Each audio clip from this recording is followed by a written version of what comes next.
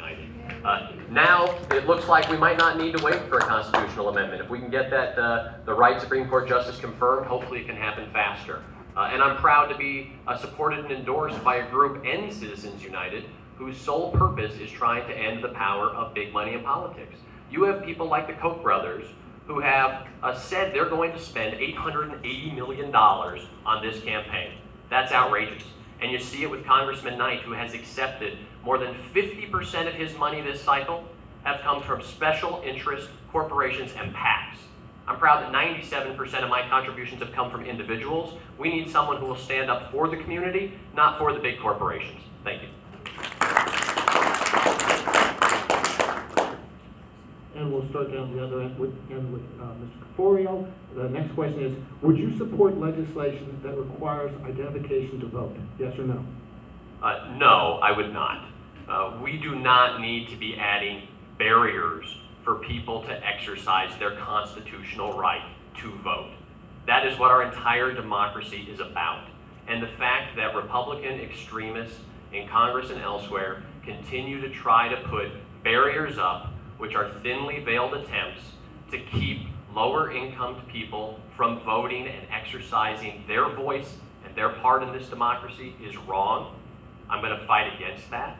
And I'm going to do everything in my power to make sure we all have the opportunity to get to the ballot box, to get to our polls, cast that vote, and make sure we get people who stand up for you. I take the position that everybody should be able to vote. If you happen to be legally in the United States, you should be able to vote. The catch is, if you are not legally here, or you happen to be a criminal that happens to still be on probation, you are not eligible to vote. In that situation, we need to have some sort of mechanism to determine if you are valid or if you're not. We've had some shenanigans with both parties trying to remove people off of the voting rosters. No, Democrats have done it too. And we've seen it in, depending on what state. If everybody that was a valid citizen was allowed to vote, and you bring in your Social Security card, some sort of government ID to verify that you're not one of the barred individuals, the only way to do that is by some sort of ID. If you happen to go in the Social Security department to want to get your benefits, you have to prove who you are. If you go into the bank, you have to prove who you are. Why should you be able to do that? Change the history of voting with less documentation. I don't support voter identification laws. I mean, let's face it, it's not just thinly veiled, it's blatant racism and discrimination in an attempt by the Republicans usually, not always usually, to keep Democrats from voting. That's what it is. That's, I think Jeff described it great, shenanigans. We don't need any more shenanigans. We just need people to be able to go and exercise their right and vote.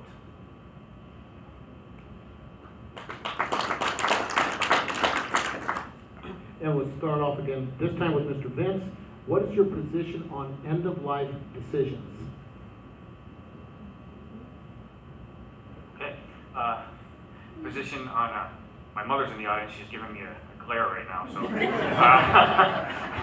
I believe that it's a person's personal right, if that's how they want to end their life, how they want to spend their life, and how they want to end their life. And that's personal between the person that it concerns and the family. And I don't think the government should get involved in it. They should be able to facilitate whatever end-of-life decision the person makes, whatever that is. So I don't think the government should be involved in it. As a son of a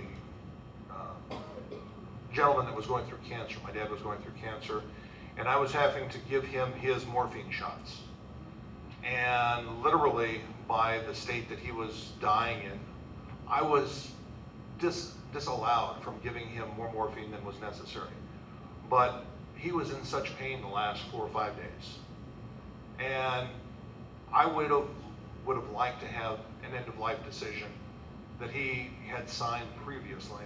And so if you happen to have something that's terminal and it's documented, I'm for it. I've happened to live it, and there's nothing worse than being a kid involved in giving your father morphine until his body just dies or just gives up. it'd be nice if he could have done it with a little bit more dignity rather than just waiting to the bitter end. So again, I'm for it.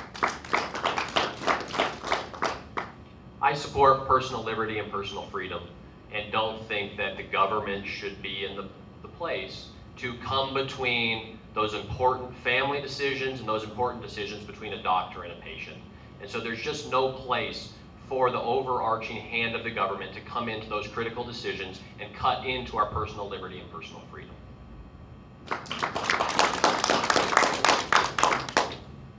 And we'll start off this time with Mr. Caforio, and this is an involved question. Let me read it to you slowly. There already exists an executive mandate directing the Veterans Affairs Department to contract with community-based organizations to provide mental health services to veterans. Thus far, the VA has not done so. What do you plan to do in Congress to assure that veterans receive appropriate and accessible services in their own communities? It's a great question, and it's a critically important issue. Taking care and providing services to those people who have sacrificed for our country needs to be our top priority. We cannot continue to fail to provide health care, both mental and physical, and job training for those people who have given so much. And so right here in the Antelope Valley, we have a lot of veterans who live here, and we need to do a better job of providing them at the first place a facility where they can go. Many of them have to trek all the way down to Westwood, Sepulveda. That's a very long trek if they even have the means to get there. We need to provide them more opportunities to get their treatment here or to get easier reimbursement when they go to a non-veteran facility, but get that care here in the community so we are taking care of them and fulfilling our promise for all of their sacrifices.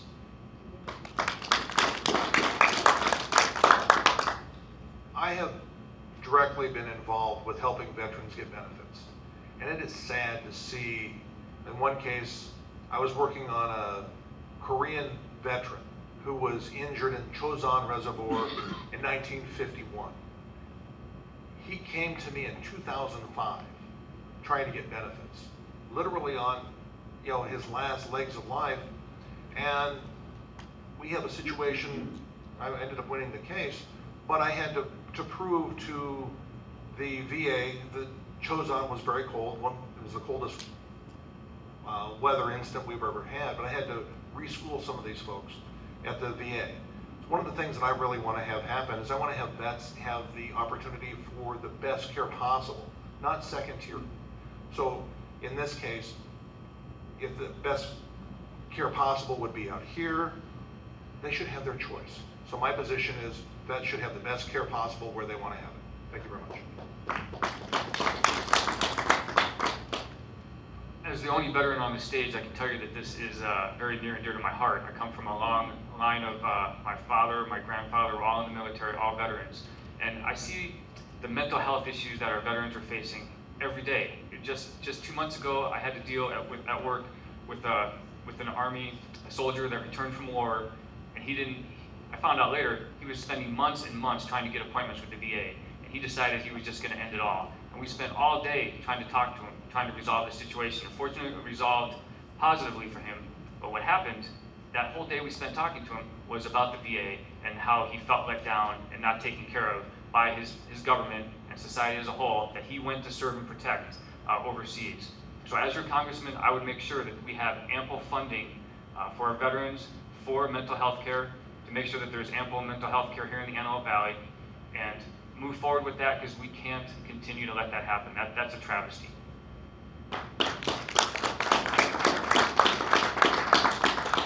Next question, we will start again with Mr. Vince.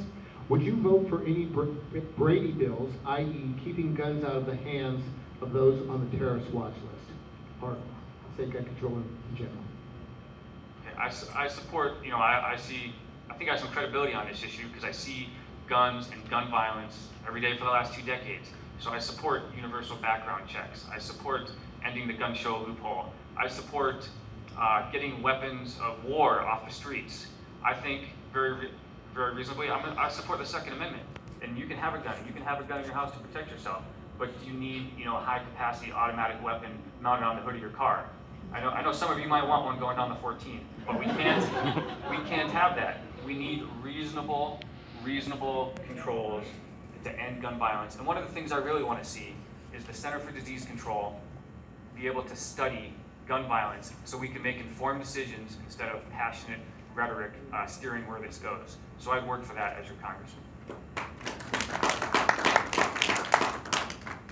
The Second Amendment was designed to accommodate two things. It was designed to protect the people in their homes, also allow for hunting, but also to protect them from future incursions of the government. I had a constitutional law professor who said, you know, if we took this out to the literal capacity, we'd be having, you know, night weapons and everything else. But from the standpoint of what the intention of the Second Amendment was to protect us from the government. That we should, in fact, have the ability to have weapons that we choose, of whatever capacity, unless you happen to be a criminal on parole. I think you should be able to have unlimited weapons. In some situations, this fits in perfectly with Texas. For those of you that have not grown up with weapons, this might seem a little bit foreign to you, but the Second Amendment was designed to let you protect yourself. How many of you out here see that when the police are called, it takes 2 to 4 hours? And time's up. Protect yourself with guns. Too many families are being torn apart right now by gun violence. And we need to put in place common sense safety measures to try and cut into that. So we need to have increased funding at the CDC. Republicans 30 years ago cut all funding into research. We need to get that back. California's taking a leading role right now. We need to do it nationally. We need to have increased background checks, and we need to make sure that the agencies conducting them are staffed and funded so it moves quickly and accurately. We need to have a waiting period in place.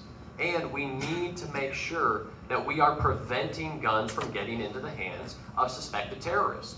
And that's a real difference between Congressman Knight and myself, as he has voted more than 10 times to allow people on the terrorism watch list to continue purchasing weapons. That puts our communities at risk. That's wrong, and I'll fight against it.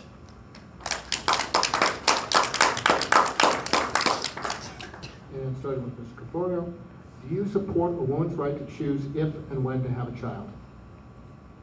Absolutely. Absolutely. I proudly stand with Planned Parenthood. I am proudly pro-choice.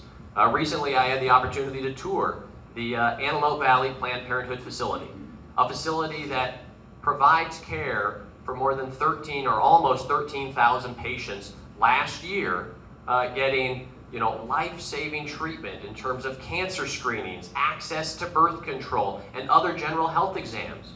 Meanwhile, Congressman Knight is so extreme, he allows no exceptions for abortion, even when the life of the mother is at risk, even when rape or incest is the cause, and he allows that extreme position to have him vote time and again to defund Planned Parenthood, a key agency providing this critical care for women in our community. I will fight against that and make sure that women's health care and health care decisions are protected and between their families and their doctors.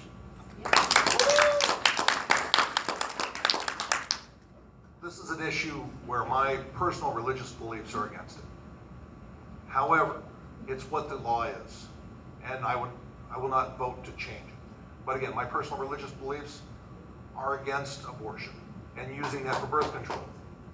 But I don't believe in putting my religion on everybody else, so I will follow what the Supreme Court has said. Thank you very much. I wanted to let that one finish. Just kidding, Jeff. Okay, this is a very serious subject, and I'm 100% pro-choice. I can't believe that someone would think that it's just about birth control. It's not about birth control. It's about a woman's right to choose how she lives her life, what happens to her. I see, I work right now where I work, there's this college town. There's sexual assaults, unfortunately, constantly. And to know that someone has been assaulted, and there's people in government that wants to force that person to carry that child and then have them for the rest of their lives, I found that outrageous. So I stand with Planned Parenthood. I would support full funding for Planned Parenthood. And I think that's an important distinction that we need to draw between our current congressman and some of the candidates up here on the stage today. The next question is actually a kind of a three-part questions. They're all from different people, all asking about homelessness. Let me just go through all three of these because they're all on the same issue. What will you do to improve services to both the homeless and persons with mental illness? Do you think the community as a whole should play a larger role with the homeless issues? And what is your opinion of Lancaster Vice Mayor Marvin Criss' idea to build a homeless shelter in Lancaster that would accommodate 600 persons? Thank you. So what I hear a lot in the Antelope Valley is that some people say, well, the train brings the homeless, so we need to stop the train. I don't buy into that. There's going to be homeless people here. There's a population that's mentally ill and people that are on tough economic times. So what we need to do, instead of trying to put a Band-Aid on the train, we need to find services and make sure there's services here in the Antelope Valley. I have a high opinion of that idea of Vice Mayor Marvin Criss to build a homeless shelter and so forth, except I don't think we need to do that. I drive around the Antelope Valley. I'm from the area. I know there's plenty of places where we can have a homeless shelter. There's already warehouses. We just need to convert them. We need to have, for people that I see in the RVs that are living, they're not really homeless, they're in their RVs, but they're transitory. We need to have lots where they can go and park, and that way we can find them. They're all localized. We can have them, the services brought in that they need, whether that's mobile, surgical hospitals or mobile healthcare, mental health, and that way we know where they are. We can get them into the pipeline to help them get into permanent housing. We also don't need to reinvent the wheel. We need to go around the country and find out what's worked in other states and apply some of those things here, and hopefully we'll find something that works, because it's an important issue in the Antelope Valley.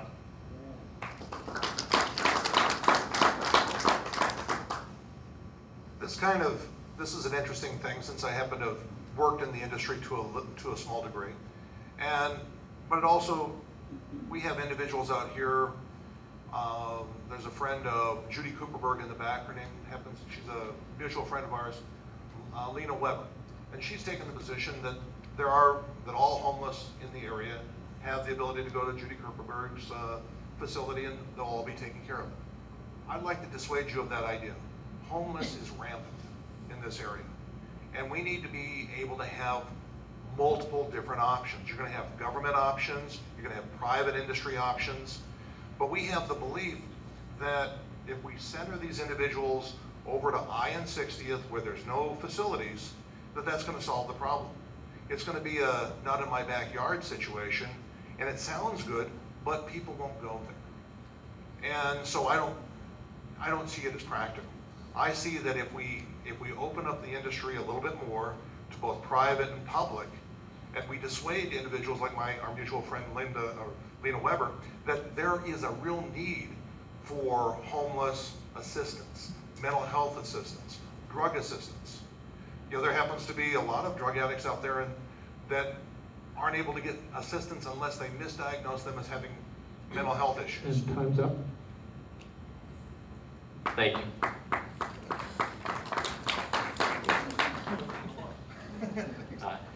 This is a crucially important issue for people in the community. The way I look at things is that I am my brother's keeper, and I think we need to be taking steps to take care of those amongst us who need the most. And so we can take a real lead from some other places in the country, as Lou suggested. Salt Lake City has had some real success with a pretty novel idea, providing homes for the homeless. And what they found is that by building some of these homes, it costs less money for the community, for the government, to get these people in houses where they can get back on their feet than it does leaving them on the street with the services that they require. And so we can start using forward-thinking thoughts and suggestions like that, seeing what has worked, and make sure we are providing the resources and services to help those people in our community get back on their feet and get ahead.